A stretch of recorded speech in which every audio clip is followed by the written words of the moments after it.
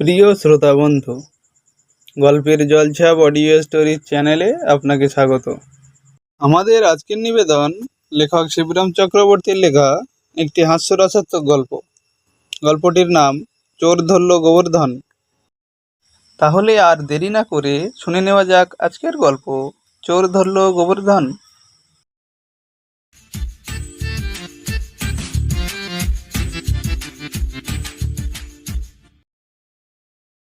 না, বিজ্ঞাপনে কাজ হয় সত্যি। হর্ষবর্ধন এসে ধপ করে বসলেন আমার ডেক চেয়ারে। হাঁপ ছেড়ে বললেন, কথাটা হ্যাঁ, কথাটা আপনার যেমন বিজ্ঞাপনসম্মত তেমনি বিজ্ঞানসম্মতও বটে।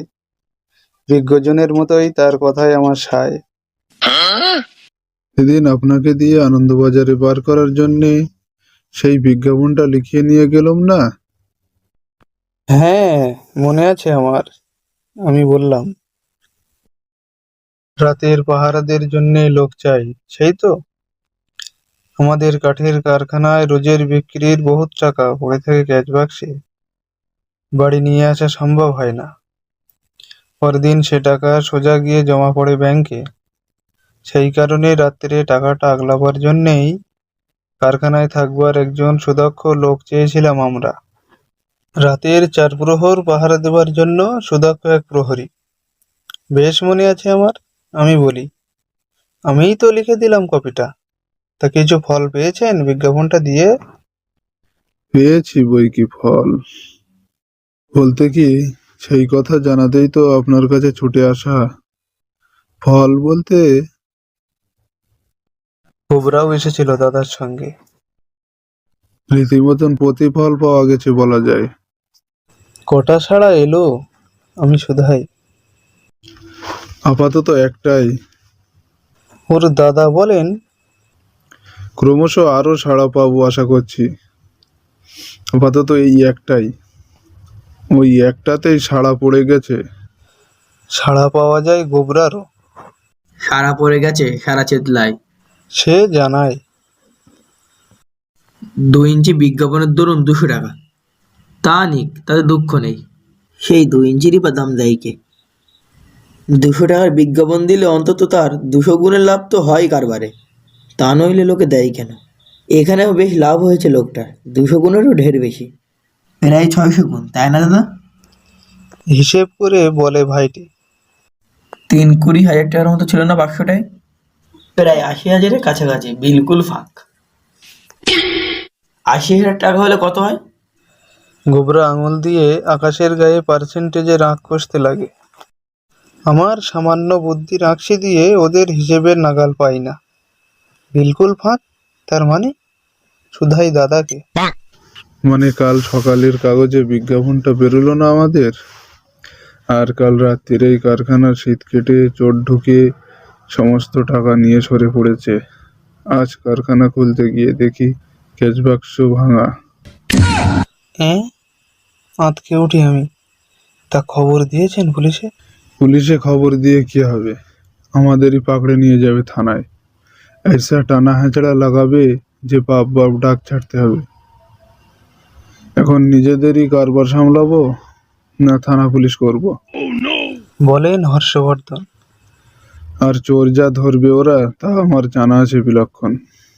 আমি ধরতে পারি চোর। বলল গোবরা। তা দাদা আমায় ধরতেই দিচ্ছে না। হ্যাঁ, বললেই হলো চোর ধরবো। ওদের কাছে ছোড়াছুরি থাকে না, ধরতে গেলেই ছুরি বসিয়ে দেবে ঘাচাং করে, মুড়ি ফাঁচিয়ে দেবে এক কথায়। ওর মতন নাবালক একটা ছোঁড়াকে আমি ছুরির মুখে ঠেলে দেবো, আপনি বলছেন? কি করে বলি, বলতে হয় আমায়। ওসব ছোড়াছুরির ব্যাপারে আমাদের বয়স্কদের না থাকাই ভালো। আমি কিন্তু অক্লেশে ধরে দিতাম, কোনো ছোড়াছুরির মধ্যে না গিয়েও স্রেফ গোয়েন্দাগিরি করেই। কি করে ধরতিস? ওই মাটি ধরেই। ও, মাটিতে বুঝি পায়ের ছাপ পড়েছে চোরের? আমি কৌতূহলী হই। কারখানার মাটিতে পায়ের দাগ রেখে গেছে চোররা? খবরখানা খুঁড়ে গেছে নিজের? দাগ না ছাই। মুখ বিকৃত করেন হর্ষবর্ধন। সিগারেটের ছাইও ফেলে যায়নি এতটুকু। কি নিয়ে গোয়েন্দাগিরি করবি শুনি? কারখানার মাটি নয়, সেই মাটি। বলে না যে মাটিতে পরে লোক ওঠে তাই ধরে, সেই মাটি ধরেই আমি চোর ধরবো। ফাঁস করে গোবরা। বিজ্ঞাপনটা দিয়ে মাটি হয়েছে তো, ওই মাটি দিয়েই আমার কাজ হাসিল করব আমি। হাসি খুশি হয়েছে জানায়। ওর রহস্যের আমি থই পাই না। এমনকি ওর দাদাও হয়ে থাকেন। হ্যাঁ হ্যাঁ হ্যাঁ হ্যাঁ, চোর ধরবে গোবরা। বলে তিনি উসকে উঠলেন একটু পরেই। তাহলে তাহলে এ, তখন ধরলো না কেন? এর আগেও তো জিনিস চুরি গেছলো আমাদের। এর আগেও গেছে আবার?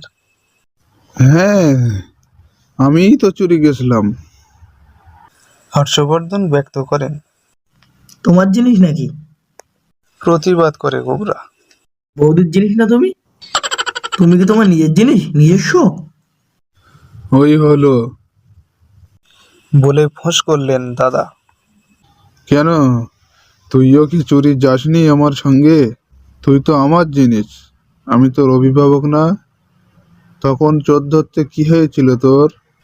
তারপর চোরের হাত থেকে উদ্ধার পেলেন কি করে, আমি জিজ্ঞেস করি। যেমন করে মানুষ পায়। তিনি জানান। চুরির ধন বাটপাড়িতে যায়, শোনেননি? তারপর চোরের হাত থেকে বাটপাড়ের হাতে গিয়ে পড়লাম আমরা। বটে বটে, আমার কৌতূহল। তা শেষমেশ উদ্ধার পেলেন তো? পেতেই হবে উদ্ধার শেষ পর্যন্ত। তা উদ্ধার করলো কেটা? ডাকাত এসে পড়লো শেষটায়।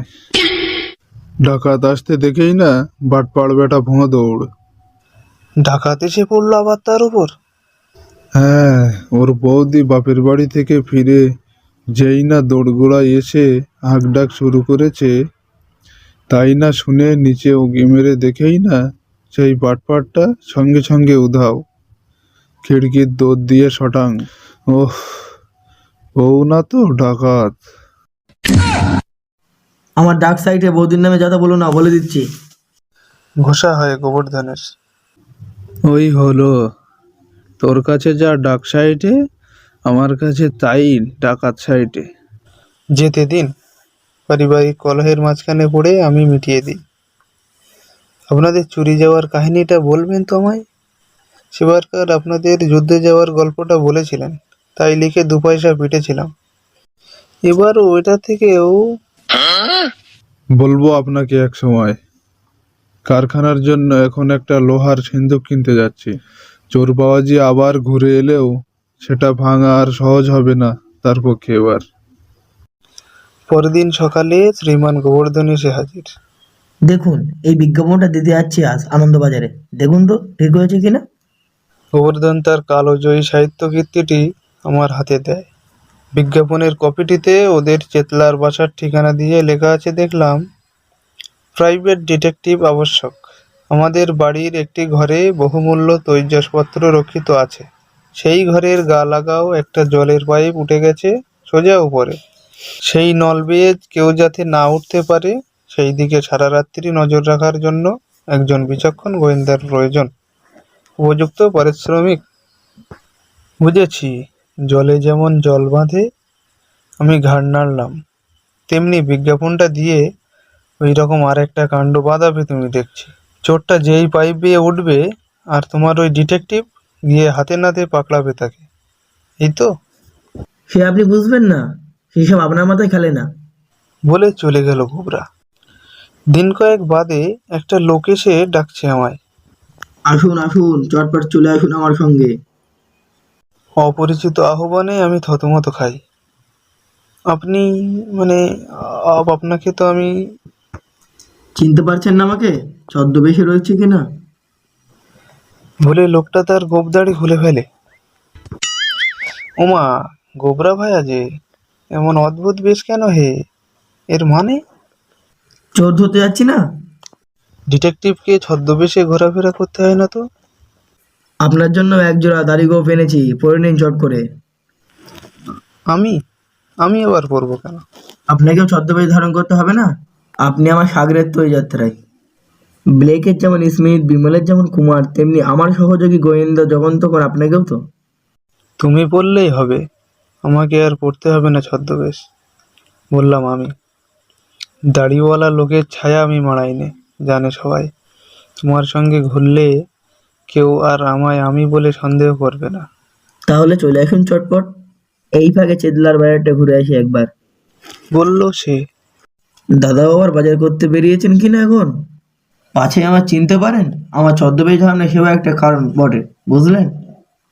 বুঝেছি, বলে বেরোলাম ওর সঙ্গে। বাজারের মুদিখানাগুলোর পাশ দিয়ে যাওয়ার সময় হঠাৎ একটা লোককে জাপটে ধরে চেঁচিয়ে উঠেছে গোবরা। এই ধরেছি ধরেছি চোর, পাকড়েছি বেটাকে। পাহাড়ালাকে ডেকে আনুন তো এইবার। কোনো দোষ করেনি লোকটা, মুদির সঙ্গে তেজপাতার দর কষাকষি করছিল কেবল। এমন সময় গোবরা ঝাঁপিয়ে পড়েছে তার ঘাড়ে।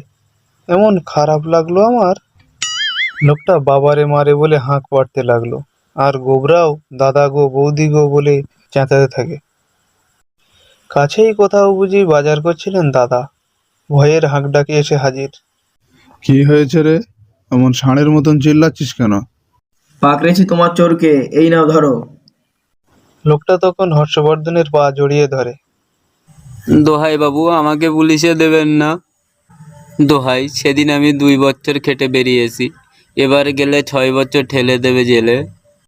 বেশ, দেবো না পুলিশে, বের করে দাও আমাদের মালপত্র। গোবরার তম্বি। সব বার করে দেব বাবু, চলুন। সকৃতজ্ঞ লোকটা আমাদের সঙ্গে নিয়ে তার বস্তির কুঠুরিতে যায়। বের করে দেয় হর্ষবর্ধনের 80,000 টাকার নোটের বান্ডিল। আর আমার তৈজস পাত্র, সেই সব গেল কোথায়? গোবরার রোয়াব। ওই যে ওই কোনায় ধরা রয়েছে বাবু, নিয়ে যান দয়া করে। ঘরের কোণে দুটো বস্তা পাশাপাশি খাড়া করা দেখলাম। এগিয়ে গিয়ে উঁকি মেরে দেখি, দেখছি যে এই কি তোমার? তৈজস পাত্র। জানায় গোবর্ধন। তেজপাতাকে সাধু ভাষায় কি বলে তাহলে? তৈজস পাত্র বলে না, লেখক মানুষই আপনি বাংলাও জানেন না চাই। অবাক করলো গোবর্ধন। কি বলে ও? বাঙালি লেখক হতে হলে আবার বাংলা ভাষা জানতে হয় নাকি? আশ্চর্য।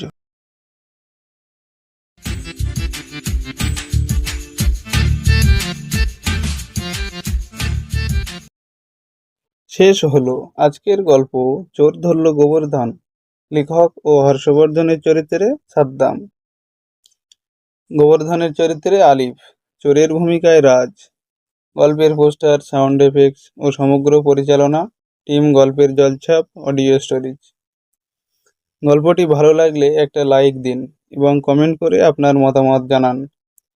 শেয়ার করে দিন আপনার বন্ধুদের কাছে এবং সাবস্ক্রাইব করে আমাদের পাশে থাকুন, কারণ আপনার একটা সাবস্ক্রাইব আমাদের আরও মোটিভেট করে নতুন গল্প আনতে। ফিরে আসবো আবার নতুন একটা গল্প নিয়ে।